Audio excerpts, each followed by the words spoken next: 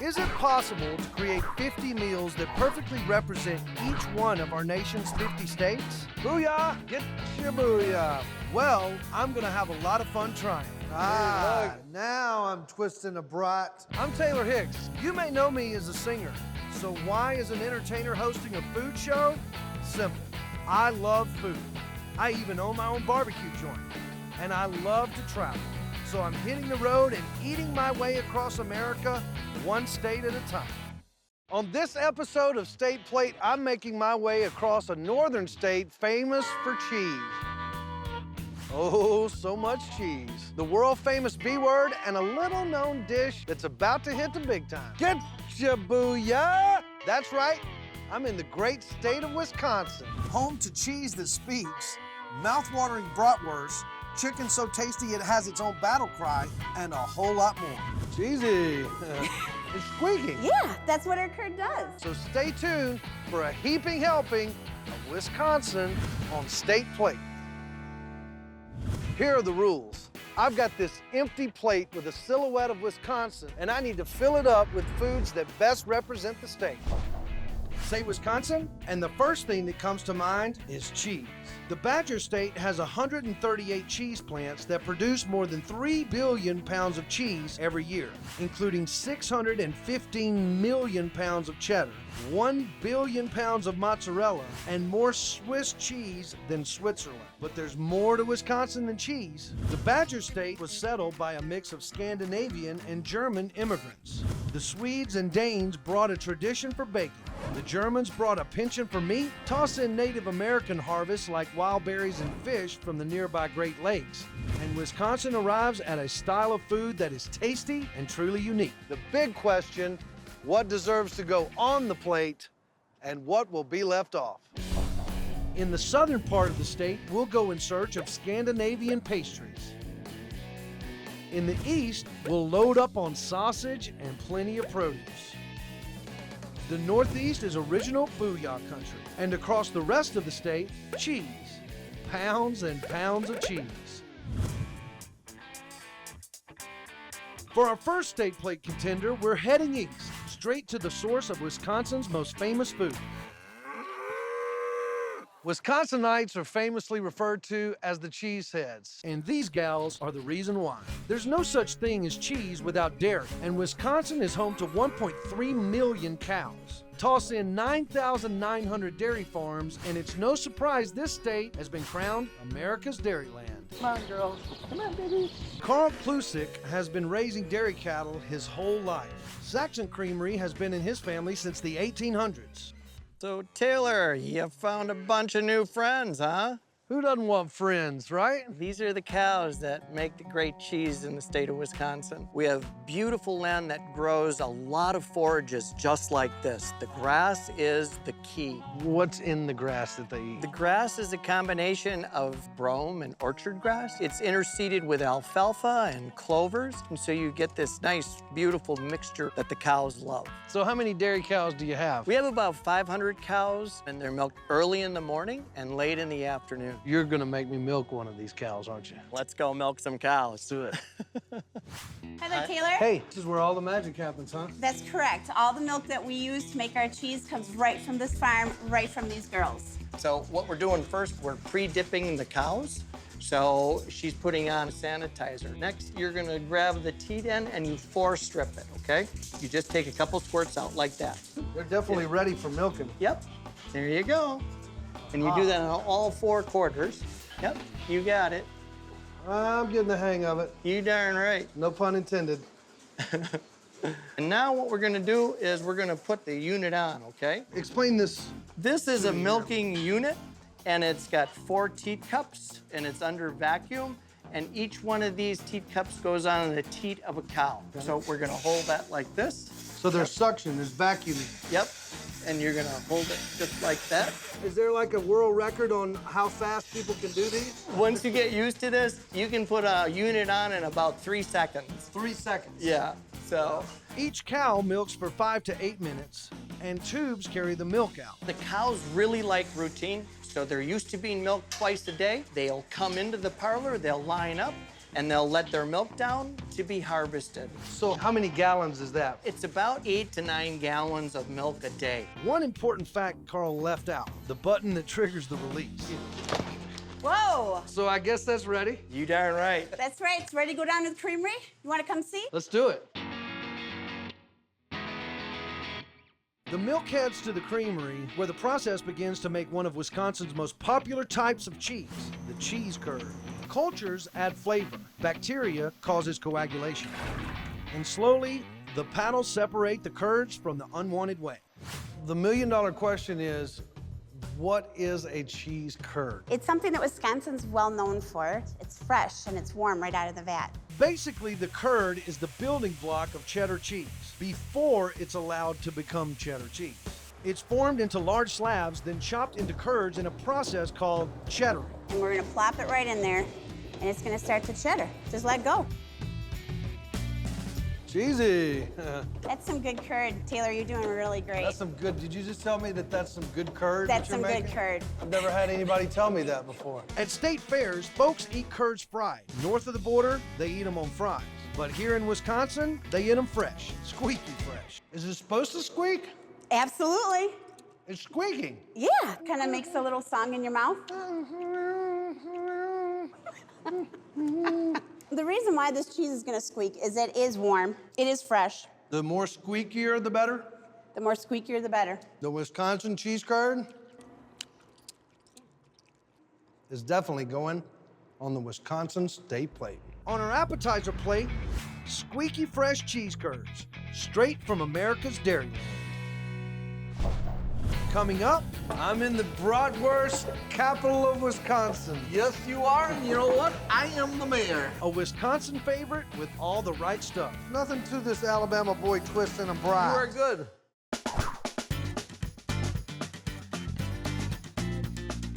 I'm on a mission to build a meal from the most famous foods in Wisconsin. We've checked the cheese box, but when it comes to iconic Wisconsin cuisine, our next food is easily its celebrity twin, the bratwurst.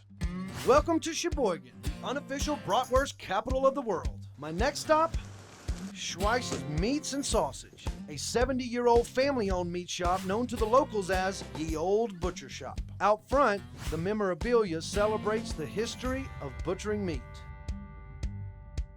In back, owner Tom Schweiss grinds, stuffs, and sells the town's most famous bratwurst in a town famous for bratwurst. Mr. Schweiss, Hello, Taylor. I'm in the bratwurst capital of Wisconsin. Yes, you are, and you know what? I am the mayor. Mayor, what are you doing here? I am grinding meat for the brats. You gotta mix them and stuff them, and then you will have a world-famous brat. So brat is short for bratwurst. Right. And so brat is the meat that you put in it. Right. And then the wurst is the sausage. It's a sausage, that's So right. what's in the brat part? The brats can be pork. You can make chicken brats. You can make turkey brats. Is there veggie brats? Anything you give me, I can make a brat on it. I bet you could. Like nearly half of all Wisconsinites, the brat has purely German roots. The first documented brat dates back to the 15th century in the state that is now Bavaria. Back then, it adhered to very strict rules. To be called bratwurst, it had to include at least 15% veal or pork. When German immigrants brought it to America, the rules changed. As long as there's meat, it can become a brat. Okay, now we're ready to work. You wanna help lift this up? Sure. Today, we're using pork. Oh, just wait, it'll come out. That's 50 pounds 50 pounds of brat. of brats. Now we put the bratwurst meat into the natural hog casing, dip that in the water, Okay. and I'll put the casing on the tube. Now just go. Just pull it up. It's Yep, really thin, it is very but it's thin. very sturdy. Just take it and pop it off. Pop it off. Okay. So then, Okay, I got now- this. Oh, so you just. You just go like that. Is that too fast? No, keep pulling the skin up. You're doing pretty darn good so far. I mean, this is what I was born to do. That's right. That's why I would hire you in a minute. Oh. There you go. You did good. Then the brat turns into links. Okay, this is what you want to do. I'm going to show Okay. you. You squeeze. You go like that. That's about a 1/3 pound brat, and you just twist. Then you go down. You squeeze. and you twist. Put your hand right here. There you go, perfect. Ah, See, look, and now you got her. Now I'm twisting a brat. You know, No, nothing to it. nothing to this Alabama boy twisting a No, brat. you are good. Okay, now that we got them twisted like this, we have to hang the links. Now they're ready to go in the cooler. Okay, here we are. We're gonna hang these now. Well, I'm getting hungry. What do you say we eat some of these brats? I think that would be a good idea. And the only way to eat a brat is good old-fashioned grilled. Here are the brats that we made, we grilled, and now you can eat one. Well, let's dig in.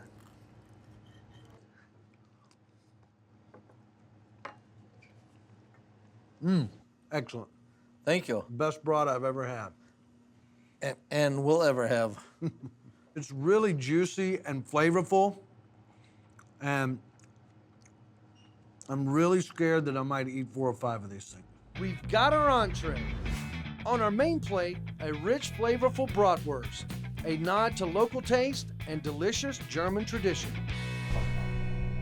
Coming up, a local treat virtually unknown outside Wisconsin, and the sauerkraut empire, the food that put Wisconsin on the map. USA, USA.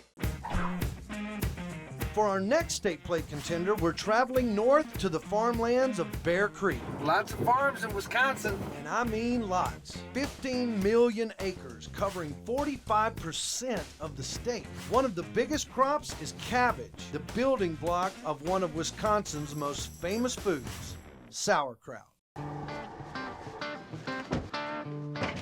His hairnet may not look like much of a crown, but Ryan Downs is known in Wisconsin as the Sauerkraut King. His prolific factory was created more than 100 years ago by his great-grandfather. Today, their reputation goes far beyond the state line. The Sauerkraut Empire. Yeah, we make more of it than anybody in the world, and we're pretty proud of that. Anybody in the world. Anybody in the world. More than Germany? Yeah, more than all of Western Europe combined. USA, USA. So how much We do- sauerkraut? We process about 140,000 tons of cabbage a year. It's a heck of a lot of kraut. Sauerkraut was named by Germans. It literally translates to sour cabbage. But this dish was created by the Chinese by laborers building the Great Wall of China. 2,000 years later, German immigrants brought it to America, where it became a staple of Wisconsin cuisine. So this is what you call a river of sauerkraut. A river of kraut, you got it. You want to go over here and see how it works? Let's do it. All right. So Ron, it looks like you're the Kraut River conductor. Correct, I guess I am. This unloads the kraut, and this puts brine back into the vat. I'm gonna turn into the Kraut River conductor right That sounds now. good to me. So unload only, Yep, and then brine return pump start. correct. We should see it rolling. Well, that's pumping out a lot of kraut. Absolutely it is, yeah. During our season, we run about 100 ton an hour. The Kraut River flows. Glass jars travel to meet it, and tubes pump it into the jars. At the end of the line, freshly canned sauerkraut ready to be eaten locally and shipped worldwide. The sauerkraut facial. I'm gonna take a dip in the Sauerkraut River here. What do you think? Good. It's definitely got a sour taste, but the salt brings it all together. Yeah, I'm glad And you the like it. texture, it's fresh sauerkraut. It's wonderful. On our main plate, a side of local Wisconsin sauerkraut, straight from the Wisconsin farmlands. The perfect side dish to the traditional bratwurst. Next, I'm headed to Green Bay, a big city with an appetite for small town life and one legendary local food. Chicken booyah! Chicken booyah! See those folks over there? They're serving up chicken booyah. If you're not a local, you've probably never heard of it. But around here, it's not just a food, it's a bona fide event. Booyah! Get ya booyah! Forget the Green Bay Packers. On any given Sunday in the churches across the city, folks hold booyah fundraisers. $3 a bowl to benefit charity. And there's a reason why this sign says Hannon's Booyah. Have a good day. Thank you. Enjoy. What's going on here? We're serving booyah. So you claim this is the original booyah recipe. That's correct. My grandfather, Alex Hannon, originated this booyah back in 1894. His mother made a chicken dumpling soup every Sunday. He didn't know how to make dumplings. So he just went to the garden, threw everything in that he liked. And booyah. And it's booyah. Booyah is Belgian for bouillon, which is French for soup. It's made with chopped vegetables, cooked with 15 pounds of chicken, and a pot so big it requires a paddle to stir it. Because it takes 3 days to cook, there's no sense in making a little, and eating all that booyah truly takes a village. In order to get your money's worth out of a big pot of booyah, you want a lot of people. When in Green Bay, get your booyah! Booyah! They've already had booyah. This may be a truly local treat. Booyah is rarely heard of, even 30 miles outside of the city. But this small town local legend has some friends in high places. Senator Dave Hansen, thank you so much for coming. Have you met Taylor Hicks? He's here helping Hi us. there. Thanks, Taylor. Trying to get this word out now about this wonderful booyah. Right, we tried to get that out in the state and make it the state soup. We Yes. couldn't get enough votes this time around. So you tried to get it approved, but it just didn't work the first time. No, and we had a few roadblocks, but it was a bipartisan attempt, and we're going to bring it forward again. Interesting to note, if you're in northeastern Wisconsin, you know what bouillon is. The rest of the state, not so much. So it's not the state soup yet, but will it go on the state plate? Love the vegetables. The chicken is spread out pretty thin and evenly throughout the soup, so you're not getting big chunks of chicken. That's a very good point. What a great soup. You like it? I do love it. Thank Don't like you. it, I love it. Yes. This dish has my vote. On our main plate, a big old helping of chicken booyah, a legendary local tradition that transforms the Wisconsin state plate to a bona fide party. Booyah. Coming up, you know what I say, if it's not all over you, you're not having fun. It takes 3 days to make, and it's worth every minute. It's like the Dutch symphony going off in my head.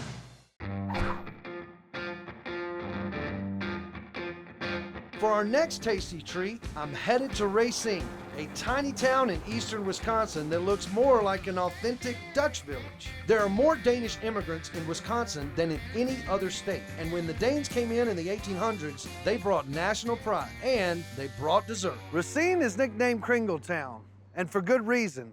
It's the unofficial home to the state's very official pastry, the Kringle. With a baker's dozens of, well, bakeries in a town of fewer than 80,000, you're likely to find a Kringle on every corner. At O&H Bakery, they've literally crowned the Kringle king. They make, roll, fill, and bake 7,000 Kringles every day. So we're in Racine. We're here. Home to the world-famous Kringle. It's really popular. So what is a Kringle? Well, it's a light, tender, flaky pastry, and it's made with a lot of layers of butter. That's what I'm doing right here. That is a lot of butter. Yeah, A lot of butter. scrumptious butter. It starts with a real rich dough. You know, the Danish bakers like to use a lot of eggs and milk, so it's really rich. The first Kringle was made in Denmark in the 13th century by Roman Catholic monks, which may explain why it takes so much patience to make one. It takes 3 days to make. Yeah. This is what the dough looks like and feels like on day 3. Now we have to put a filling inside. We're in Wisconsin, so we're going to use cream cheese. Door County, they grow a lot of cherries, and we're the biggest producer in the country of cranberries. We're going to start with a cream cheese. That's going to go on the bottom. Just about a handful, Yeah, right? just about a handful. And then just spread it. Just spread it down. Next comes the fruit. We're going to start with cranberry. It's a little trickier. You know what I say, if it's not all over you, you're not having fun. I'm gonna do some cherries now. Just kind of spread it, a few cherries here and a few cherries there. I'm proud of you. I'm proud of you. This is truly a traditional Wisconsin pastry. It truly is. It's almost a farm to fork kind of going on right here. Here, I've got a towel you can wipe your hands on because we have a very important step. So now we're gonna fold the layers over the filling. So we're gonna take very gently. Each one of these is its own Kringle. Now, is this how you present them in the oven right here? No. Here, let me show you. You take this, that far. The traditional Kringle is in a pretzel shape. And the bakers in Racine started making it into the oval shape over 70 years ago. Why is that? The pretzel-shaped Kringle had all these overlapping layers of dough. And by overlapping the dough, you get less filling. So they made the oval shape. So the oval-shaped Kringle was invented right here in Racine, Wisconsin. Exactly. Well, let's do a Taylor-shaped Kringle. How about that?